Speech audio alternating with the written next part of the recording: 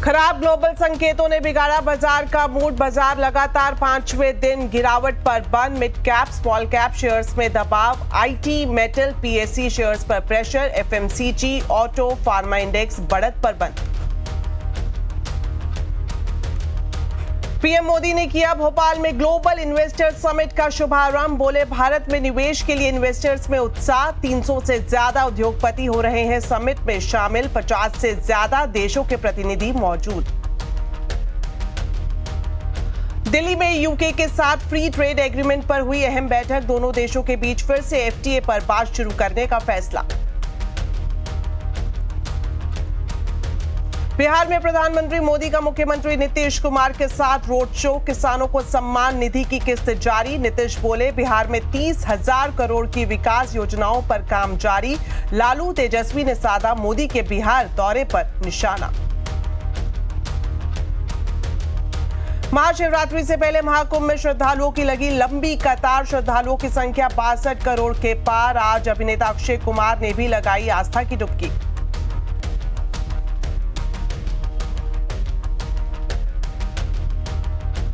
दिल्ली विधानसभा के पहले दिन जमकर हंगामा। प्रोटेम स्पीकर अरविंदर सिंह लवली ने विधायकों को दिलवाई शपथ। महिला सम्मान निधि लागू करने की मांग को लेकर आम आदमी पार्टी ने सीएम दफ्तर के सामने किया विरोध प्रदर्शन।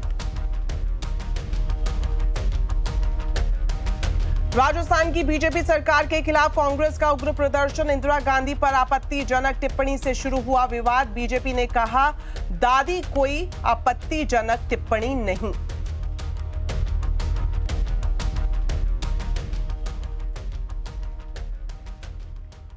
तो चलिए बुलेटिन की शुरुआत करेंगे मार्केट अपडेट के साथ। आज खराब ग्लोबल संकेतों ने बाजार का मूड खराब कर दिया और लगातार पांचवें दिन बाजार गिरावट पर बंद हुआ। सेंसेक्स और निफ्टी में 1% से ज्यादा की गिरावट रही। मिड कैप और स्मॉल कैप बुरी तरह से पिटे। वहीं आईटी, मेटल और पीएससी शेयर्स पर दबाव दिखाई दिया। हालांकि एफएमसीजी, ऑटो, फार्मा इंडेक्स बढ़त पर बंद होने में कामयाब हुए। तो बाजार का पूरा हाल अब जानते हैं यतिन मोता से। तो यतिन, बताएं, बाजार में एक और खराब दिन। किन शेयर्स और सेक्टर्स ने पूरा मूड बिगाड़ दिया? तो आज अगर हम देखें तो बाजार का एडवांस डिक्लाइन रेशियो लगभग 1:3 था। ओवरऑल बाजार में क्यूज खराब थे। ग्लोबली भी हमने देखा कि बिकवाली का माहौल था। आज अगर हम निफ्टी 50 के गेनर्स की बात करें तो ऑब्वियसली आपको ऑटो शेयर्स दिखाई देंगे, जैसे कि एमएनएम, आइशर मोटर्स 1 से 1.5% ऊपर बंद हुए। इसके अलावा फार्मा शेयर जैसे कि डॉक्टर रेड्डीज लैब में भी 1% की तेजी। और अगर हम बात करें हीरो मोटोकॉर्प जैसे काउंटर्स की, तो यहाँ भी खरीदारी का मूड माहौल रहा। लूजिंग साइड पे आईटी शेयर्स में एक भारी बिकवाली का माहौल रहा। इनफैक्ट विप्रो, एचसीएल टेक, टीसीएस, इन्फोसिस, आप सारे के सारे आईटी स्टॉक्स देख लीजिए, 2 से 4% के बीच की आपको गिरावट आती हुई नजर पड़ेगी। अगर हम मिड कैप्स की बात करें तो यहाँ happiest minds, Varun beverages, Glaxo pharma और बाटा जैसे काउंटर्स में खरीदारी रही। और वहीं अगर हम बात करें तो मल्टी मंथ लो पे आपको मिड कैप इंडेक्स आता हुआ नजर पड़ रहा है, जिसके कारण काफ़ी सारे मिड कैप्स जैसे कि नाल्को लगभग 6% नीचे बंद हुआ। इन्फो एज यानी नौकरी.com यहाँ भी लगभग 5% की गिरावट। और एलटीटीएस और भारतीय हेक्साकॉम जैसे काउंटर्स में भी भारी गिरावट देखने को मिली। शुक्रिया यतिन इस पूरे मार्केट अपडेट के लिए।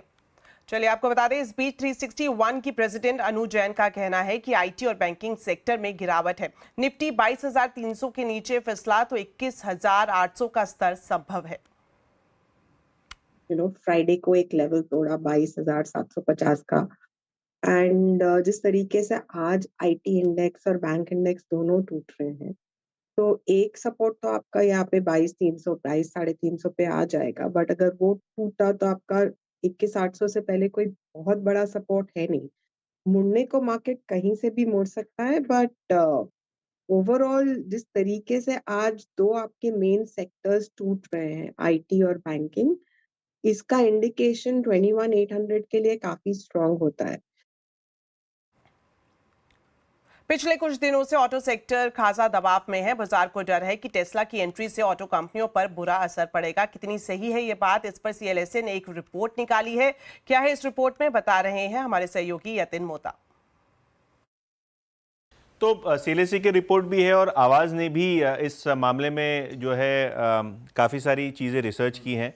तो अगर हम बात करें सीएलएसए की रिपोर्ट की, तो ऑब्वियसली बाजार में एक असमंजस बना हुआ है कि टेस्ला की एंट्री होगी तो एमएनएम की गाड़ी बिकेगी, टाटा मोटर्स की इलेक्ट्रिक व्हीकल बिकेगी कि नहीं। सीएलएसए के हिसाब से और जो हमने कंपैरेटिव एनालिसिस किया है, इसके हिसाब से भारतीय प्लेयर्स को उल्टा टेस्ला की चीज़ें और टेस्ला की एंट्री कॉम्प्लीमेंट करेंगी, क्योंकि इससे अवेयरनेस बढ़ेगी। अगर हम सीरियसली की बात करें, इनको लगता है कि ऑटो इंडस्ट्री जो इंडिया की है, इसे टेस्ला की एंट्री से कोई लेना देना नहीं है, कोई ज़्यादा इम्पैक्ट नहीं पड़ेगा।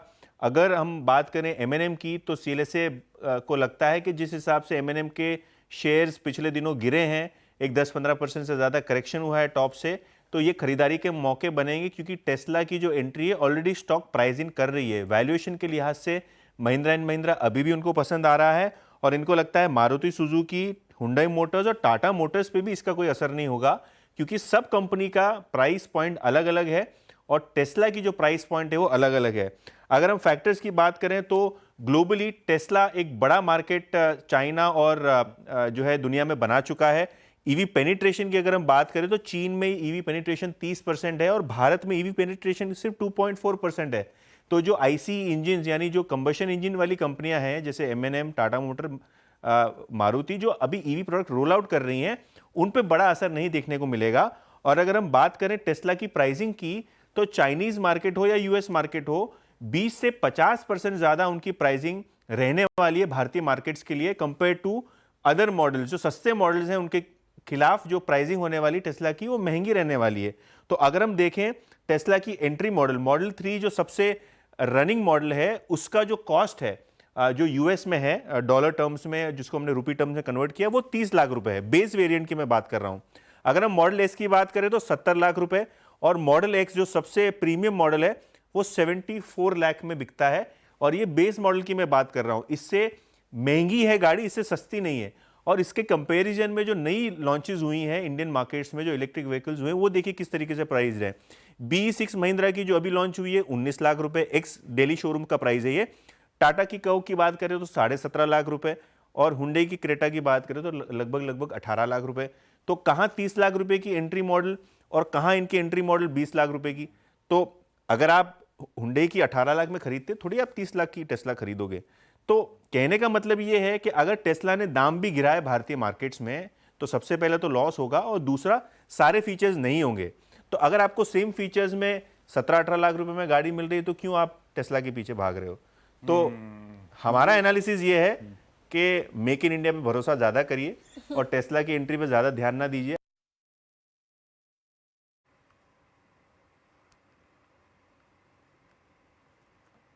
चलिए अब बात करते हैं मध्य प्रदेश की, जहां भोपाल में ग्लोबल इन्वेस्टर समिट का आगाज आज से हो गया है। 2 दिन तक चलने वाले समिट का उद्घाटन प्रधानमंत्री मोदी ने किया।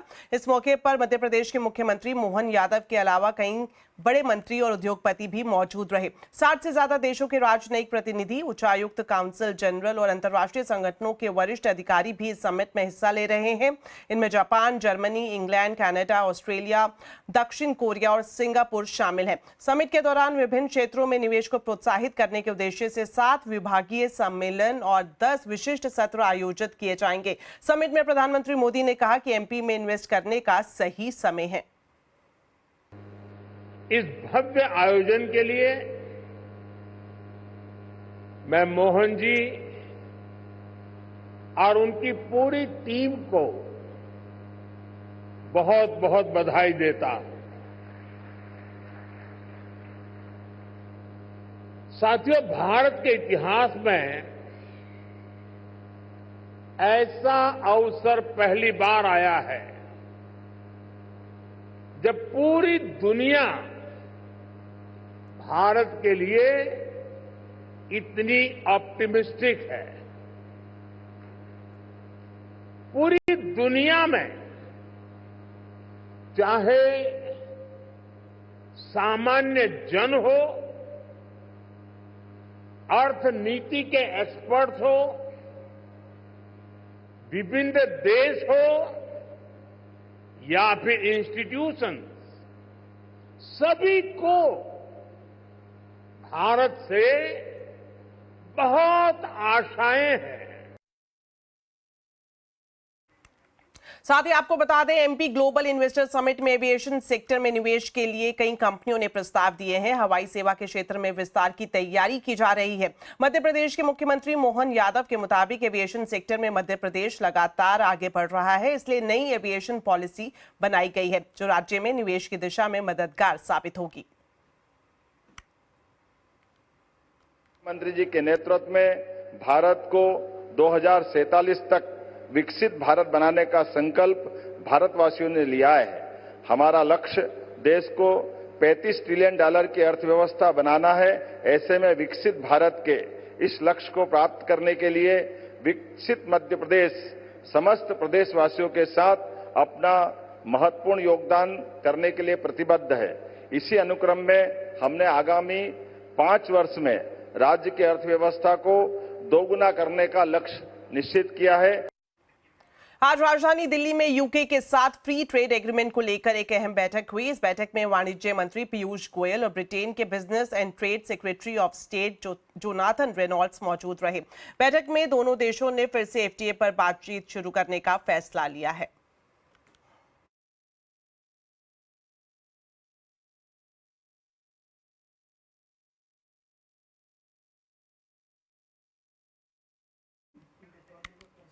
तो चलिए बात करते हैं आस्था के महासंगम महाकुंभ की, जिसका आज 43वां दिन है। महाकुंभ खत्म होने में 2 दिन और बचे हैं। 2 दिन बाद यानी 26 फरवरी को महाशिवरात्रि का आखिरी स्नान है। इससे पहले प्रयागराज में जन सैलाब उमड़ा है।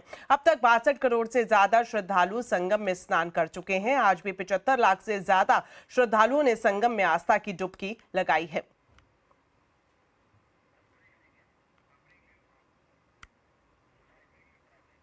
चलिए वक्त है एक छोटे से ब्रेक का, लेकिन खबरें अभी और भी हैं। आप देखते रहिए आवाज समाचार।